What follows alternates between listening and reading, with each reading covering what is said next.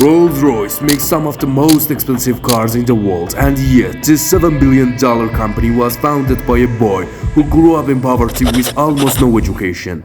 In fact, Henry Royce started his first $1 million company with just 20 pounds to his name.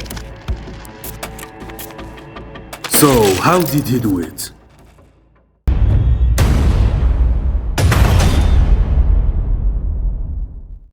Frederick Henry Royce was born in Alwilton, Huntingdonshire, near Peterborough, the son of James and Mary Royce, and was the youngest of their 5 children.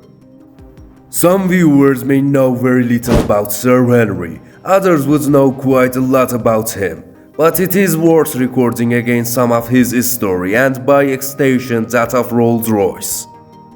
Henry Royce was born on 27th of March 1863, not into a wealthy family, but as the son of a miller.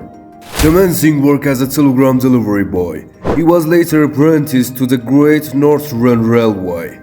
Royce was interested in electricity and developed his knowledge of this industry at night at school. He formed F.H. Royce and Company in 1884 when he was 21. That company manufactured dynamos and electric cranes. In 1903, Royce bought a small Decauville car manufactured in France and set about improving it to his standards. This led to the production of a 10-horsepower 2-cylinder automobile he named Royce, which first ran on 1st April 1904. 2 more cars of the same type and the specification were produced, and of the 3, only the engine of one remains in the Manchester Museum. The Honorable Charles Stuart Rolls met Frederick Henry Royce in May 1904. Rolls, a pioneer motorist and car salesman, was impressed with Royce and his car, so they subsequently formed Rolls-Royce Limited in April 1906. The first 50 horsepower 6-cylinder car, a model of retrospectively known as the Silver Ghost, after the most famous example of the type, made its appearance in November 1906, and with many improvements in its design was produced for the next 19 years.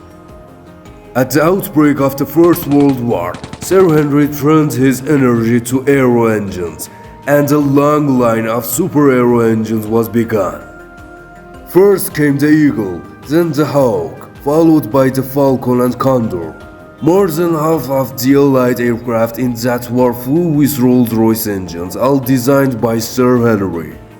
Nearly 7 months after the war ended, John Alcock and Arthur Wheaton, in a Vickers VME biplane fitted with 2 Rolls-Royce Eagle engines, completed the first aerial crossing of the Atlantic.